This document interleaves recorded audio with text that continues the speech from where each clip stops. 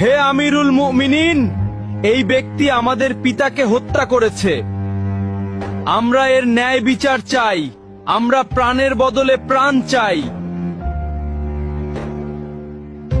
জনাব, অভিযোগ সত্য, তবে আমি খুন করার উদ্দেশ্যে তাকে মারিনি।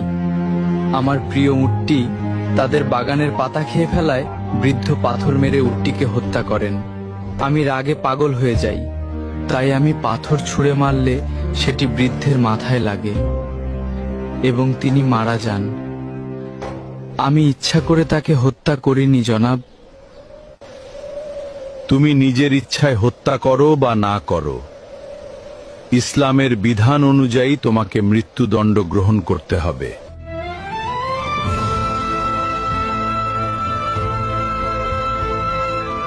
আমিরুল মুমিনিন, যেহেতু ইসলামী বিধান অনুযায়ী আমাকে শাস্তি পেতেই হবে, সেহেতু আমি এটা মেনে নিচ্ছি। তবে আমাকে 3 দিন সময় দিন। আমার কাছে একটি এতিম বাচ্চার কিছু সম্পদ রাখা আছে। আমাকে গ্রামে গিয়ে সেই এতিম বাচ্চার আমানতটি বুঝিয়ে দিয়ে আসতে দিন, না হলে হাসরের মাঠে আমাকে খেয়ানতের দায়ে অপরাধী হতে হবে। দয়া করে আমার এই আর্জিটা রাখুন জনাব।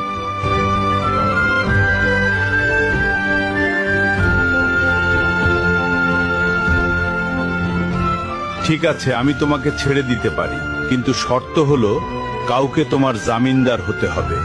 তুমি ফিরে না এলে তাকেই তোমার বদলে মৃত্যুদণ্ড দেওয়া হবে।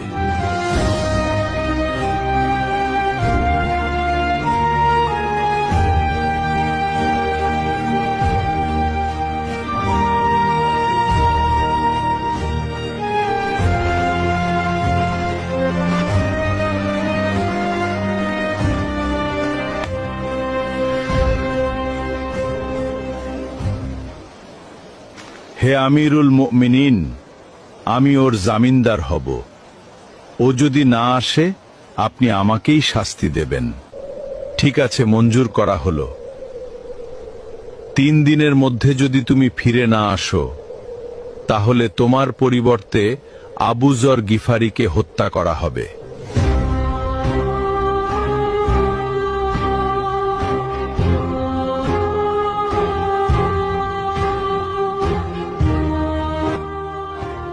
ভাবতেই অবাক লাগছে, সম্পূর্ণ অচেনা একজন মানুষের জন্য আবু যরনের মতো এমন মহান সাহাবী নিজের জীবন বিপদে ফেলে দিলেন।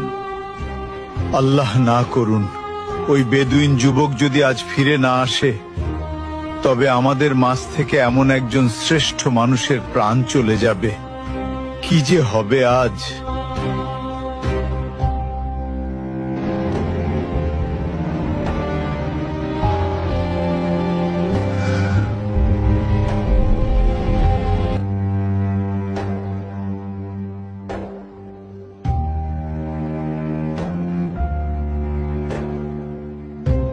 ওই লোকটা যেহেতু 3 দিনের মধ্যে আসতে পারেনি, সেহেতু আবু যর গিফারিকেই তার পরিবর্তে হত্যার আদেশ দেওয়া হলো।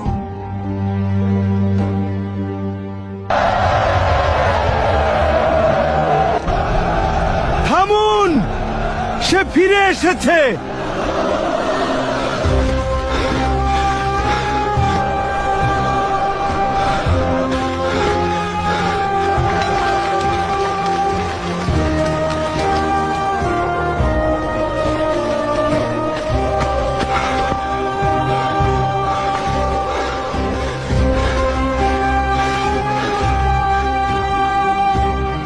কি ব্যাপার, তোমার আসতে এত দেরি হলো কেন?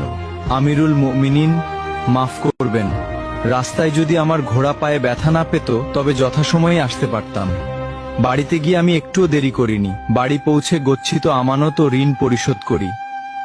তারপর বাবা, মা এবং নববধূর কাছে সব খুলে বলে চিরবিদায় নিয়ে মৃত্যুর প্রস্তুতি নিয়ে মদিনার উদ্দেশ্যে রওনা দেই। এখন আমার জামিনদার ভাইকে ছেড়ে দিন আর আমাকে মৃত্যুদণ্ড দিয়ে পবিত্র করুন, কেননা কিয়ামতের দিন আমি খুনি হিসেবে আল্লাহর সামনে দাঁড়াতে চাই না। তুমি তো পালিয়ে গিয়ে নিজের প্রাণ বাঁচাতে পারতে।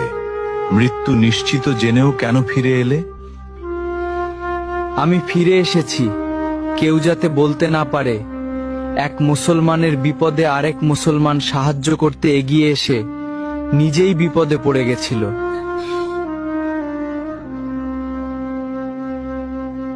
আর আপনি কেন এই অপরিচিত লোকের জন্য নিজের জীবন বাজি রাখলেন? আমিরুল মুমিনিন, কেউ যেন বলতে না পারে এক মুসলমান বিপদে পড়েছিল অথচ কেউ তাকে সাহায্য করতে এগিয়ে আসেনি।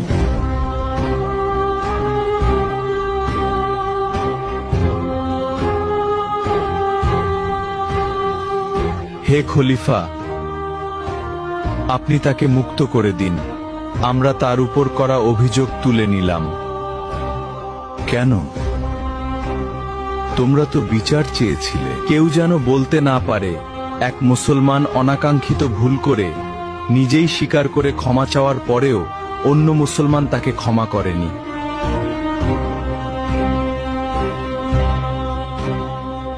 আজ তোমরা প্রমাণ করলে এই উম্মাহার বুক থেকে ওয়াদা পালন, একে অপরের প্রতি বিশ্বাস এবং ক্ষমার গুণ হারিয়ে যায়নি। জেনে রাখো, যেখানে বিশ্বাস এবং ক্ষমা থাকে সেখানে আল্লাহর রহমত সবচেয়ে বেশি বর্ষিত হয়।